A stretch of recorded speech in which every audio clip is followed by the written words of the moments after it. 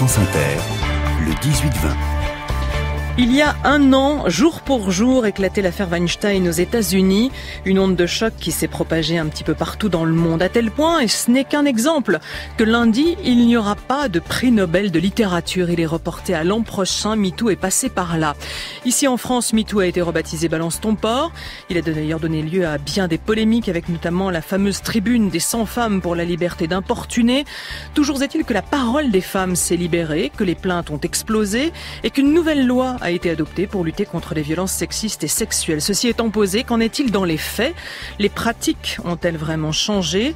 Les hommes ont-ils modifié leur comportement? Les institutions se sont-elles donné les moyens de répondre à ce bouleversement? Bref, y a-t-il vraiment un avant et un après MeToo ici en France? Avec nous pour en parler, Anne-Cécile Maillefer, bonsoir. Bonsoir. Présidente de la Fondation des femmes qui vient de réaliser une enquête sur le sujet. Marilyn Baldec, bonsoir. Déléguée générale de l'Association européenne contre les violences faites aux femmes au travail, une association qui a été submergée de demandes depuis un an, mais pas forcément submergée de moyens, c'est ce qu'elle nous dira. Notre témoin du vendredi, Danielle Mérian, est resté avec nous également. Rebonsoir Danielle Mérian. Bonsoir. Ancienne avocate spécialiste du droit de la famille, vous nous apporterez votre regard sur ce qui est en train de se passer. Et puis, on attend vos appels à toutes et à tous, car le combat de l'égalité se gagnera ensemble. Appelez-nous au 01 45 24 7000. Claire Servagent, le téléphone sonne. Et tout de suite, on va au standard de France Inter. Sophie est en ligne d'ici les Moulineaux. Bonsoir Sophie. Bonsoir. Bienvenue à vous. Merci. On vous écoute Sophie. Vous êtes médecin. Oui, c'est pour ça que j'en parle, c'est parce que ça peut arriver dans tous les milieux professionnels, y compris quand il n'y a pas de relation de hiérarchie. L'année dernière, moi je suis médecin dans un hôpital de l'assistance publique et pendant une consultation, où j'étais donc seule avec un patient, le patient m'a agressée sexuellement. J'ai été complètement paralysée et quelque temps après, j'en ai parlé avec une infirmière qui m'a dit que ce patient, la semaine précédente, avait agressé verbalement, cette fois-ci avec des propos salaces, une jeune élève infirmière et que elle, étant plus, je dirais, âgée, était venue mettre le haut là. J'ai été très soutenue par mon chef de service qui m'a dit « il faut que tu ailles à la police », ce que j'ai fait. J'ai été reçue par un policier homme extrêmement bienveillant. Je voudrais insister là-dessus. On voit quand même que les choses évoluent. Et ce policier a consulté le fichier et m'a dit « Madame, je peux pas vous dire ce que j'ai sur mon fichier, mais ce patient, il est connu. Je précise que c'est un avocat de 70 ans. Ce patient, il est connu pour nous, pour des agressions.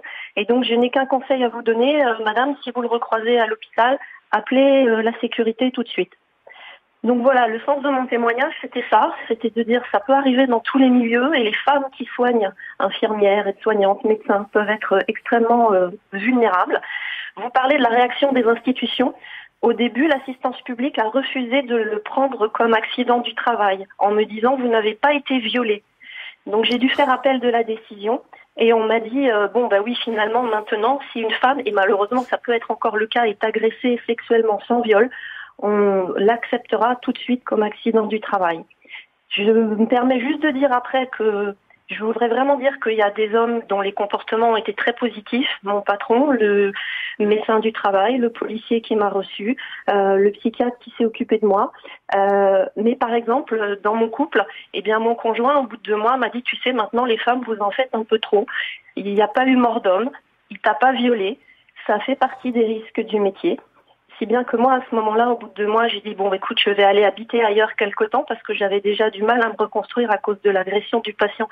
Et l'homme le plus proche de moi, lui, m'expliquait que, tout ça, ça n'était pas bien grave et que, d'habitude, avant, les femmes, elles réglaient ce genre de problème plus discrètement dans le travail. Quand j'ai annoncé la séparation, il m'a étranglée au mois de décembre l'année dernière. Et c'est juste pour vous dire qu'il y a encore du travail à faire, mais qu'il y a des hommes dont les mentalités évoluent. Voilà. Effectivement, Sophie, c'est assez terrible ce que vous nous racontez là, ce qui s'est passé effectivement dans votre couple. Sophie, j'aimerais qu'on entende la réaction de Marilyn Baldec qui justement accueille des femmes victimes de violences dans leur milieu professionnel. Marilyn Baldec, ce témoignage, comment vous y réagissez ? D'abord, je voudrais dire à Sophie qu'elle a tout notre soutien et qu'on la remercie d'avoir témoigné auprès de nous ce soir.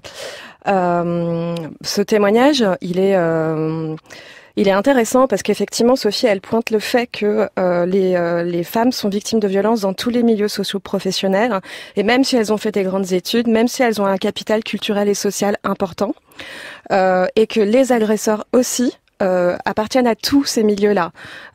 Pour ne citer qu'un autre exemple, mardi s'ouvre à la cour d'assises de Nanterre un procès pour viol contre un avocat. Donc, y compris ceux qui sont censés faire respecter la loi sont parmi les agresseurs que nous combattons tout au long de l'année dans les associations. Et donc, ce que je voulais dire aussi, c'est que ce témoignage il est aussi intéressant parce que ça se passe dans le secteur hospitalier, qui est un milieu qui est particulièrement exposé aux violences sexuelles contre les femmes qui travaillent en fait dans le secteur de la santé.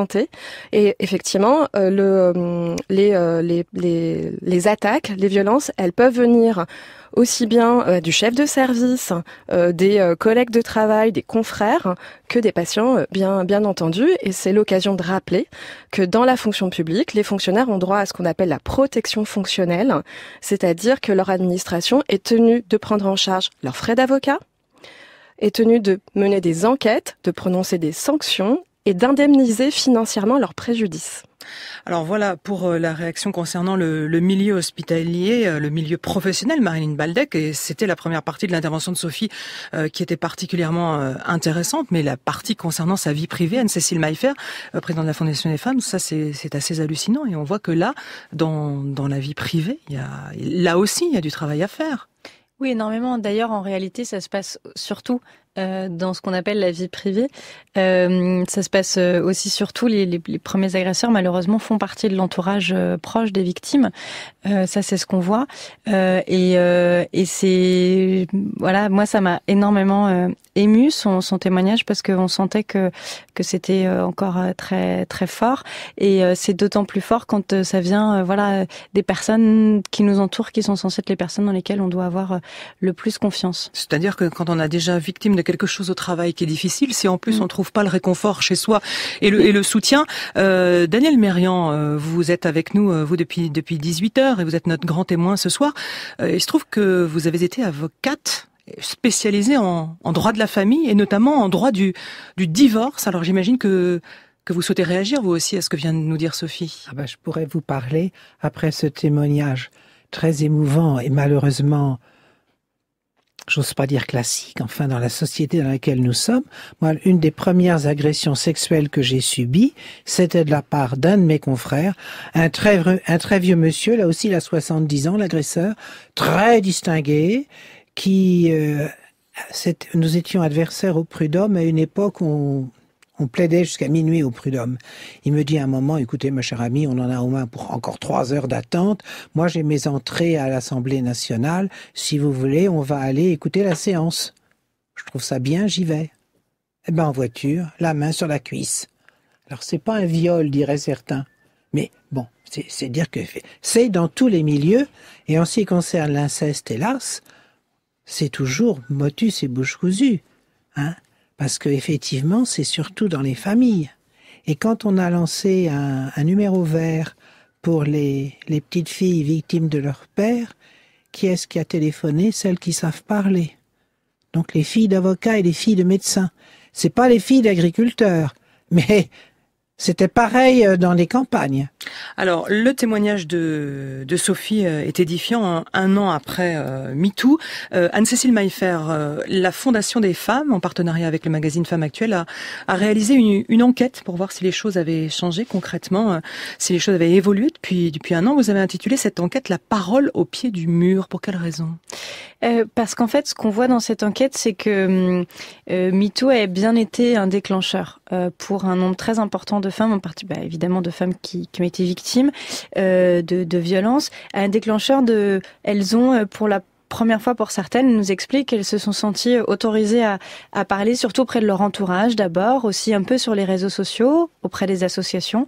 Mais lorsqu'il s'agit de parler, de pouvoir aller jusqu'à porter plainte, ce qui nous a les résultats les plus édifiants, c'était que plus d'une femme sur deux qui avait poussé la porte d'un commissariat avait trouvé que son accueil avait été insatisfaisant. Il y avait eu un problème dans l'accueil qui avait été fait dans le commissariat. Donc, alors, ce que disait Sophie, c'est vrai, c'est-à-dire que donc pour une femme sur deux ça se passe bien, mais pour une femme sur deux ça se passe pas bien.